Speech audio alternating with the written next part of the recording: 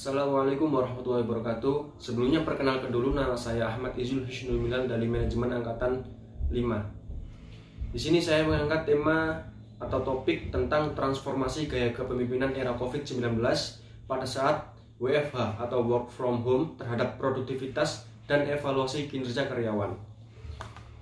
Selanjutnya, fenomena yang saya angkat yang paling penting dalam penelitian ini adalah pandemi COVID, di mana pandemi COVID ini menjadikan sebuah banyak kebijakan-kebijakan baru yang ditetapkan oleh pemerintah, baik pemerintah pusat maupun di daerah tersendiri atau di perusahaan-perusahaan kecil atau yang besar.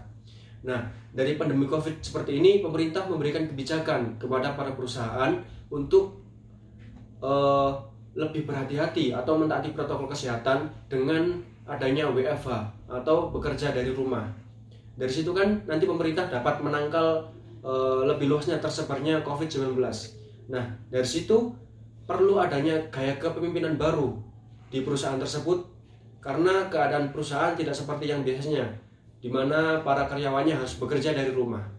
Nah, dari gaya kepemimpinan tersebut nanti akan berpengaruh terhadap produktivitas karyawan dan evaluasi kinerja karyawan tersebut.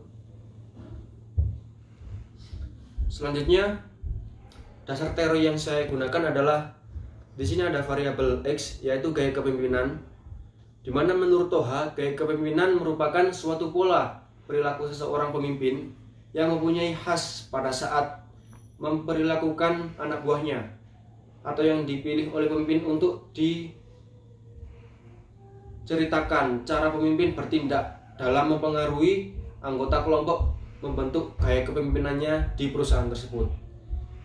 Yang kedua adalah variabel Y, yaitu produktivitas kerja. Menurut Sinangun, produktivitas kerja adalah jumlah output yang dihasilkan seseorang secara utuh dalam kurun waktu tertentu yang dilakukan meliputi kegiatan efektif yang mencapai hasil tertentu atau prestasi kerja yang bersumber dari input dan menggunakan bahan secara efisien. Selanjutnya ada variabel Y yang kedua, yaitu evaluasi kinerja. Menurut Siswanto, penilaian kerja adalah suatu kegiatan yang dilakukan oleh manajemen dari perusahaan tersebut untuk menilai kinerja daripada tenaga kerja atau karyawan yang ada di sana dengan cara membandingkan kinerja dengan uraian atau deskripsi pekerjaan dalam periode kurun waktu tertentu. Selanjutnya adalah metodologi yang saya pakai, yaitu metode penelitian kualitatif. Di sini ada jenis data atau sumber data. Yang pertama data primer. Data primer diperoleh dari objek penelitian secara langsung dan masih harus diteliti secara memerlukan pengolahan lebih lanjut. Data-data tersebut dari seperti hasil-hasil pengamatan seperti rata-rata jumlah yang dilakukan, jumlah peserta, instruktur, dan karyawan yang di dalamnya. Yang kedua ada data sekunder, di mana data diperoleh dari perusahaan dan sudah diolah seperti gambaran umum perusahaan, struktur organisasi. Data ini juga diperoleh dari pustaka dan literatur lainnya yang memiliki relevansi dengan sasaran penelitian. Yang kedua ada teknik pengumpulan data, di mana yang pertama satu adalah penelitian lapangan, di mana menganalisis secara langsung pada objek yang sedang diteliti. Dan ini mempunyai banyak sub lagi, yaitu yang pertama wawancara, di mana mengadakan sesi tanya jawab dengan responden atau orang yang berwenang atau orang yang berhubungan dengan permasalahan yang kita hadapi atau penelitian yang sedang kita teliti. Untuk yang kedua ada observasi, di mana mengamati secara langsung objek penelitian yang bersangkutan. Untuk yang ketiga ada tinjauan kepustakaan, yaitu pengumpulan data dengan mempelajari literatur, karya ilmiah serta bacaan lainnya yang bersangkutan dengan penelitian yang sedang kita teliti. Sekian presentasi dari saya. Mohon maaf bila ada salah kata. Wassalamualaikum warahmatullahi wabarakatuh. Menurut saya, kapan waktunya saya harus memilih metode kualitatif atau kuantitatif? Nah, di sini saya biasanya melihat keadaan atau keadaan secara langsung, fenomena yang ada, apa yang akan kita teliti. Jika kita mau meneliti yang bersumber dari data, maka kita pilih penelitian kuantitatif.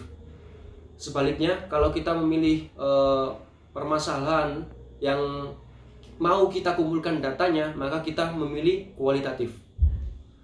Bila kita mau meneliti keefektifan iklan, maka saya akan memilih penelitian kuantitatif.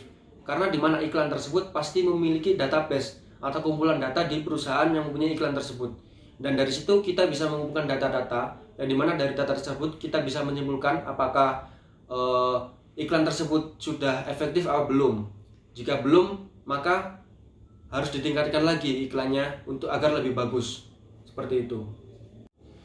Jika saya menghadapi suatu masalah lebih besar populasi daripada sampel, maka kalau bisa kita cari objek yang lainnya. Kenapa? Karena populasi jikalau lebih besar maka tidak akan efektif.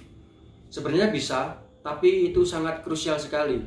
Dan kalau bisa kita mencari objek kembali yang lebih banyak populasinya dibanding sampelnya. Terima kasih. Bolehkah kita menggunakan ilmu selain dari ilmu manajemen? Jawaban saya adalah boleh. Kenapa? Karena selagi ilmu tersebut atau teori tersebut itu masih mempunyai landasan teori dari pendahulu-pendahulunya, maka menurut saya itu masih boleh. Kalau kita nggak mempunyai landasan teori, kita akan mendeskripsikan suatu teori atau suatu masalah menurut kita sendiri dan kita belum tentu tahu kebenarannya. Seperti itu. Baik, sekian presentasi dari saya akhiri. Mohon maaf bila ada salah kata. Wassalamualaikum warahmatullahi wabarakatuh.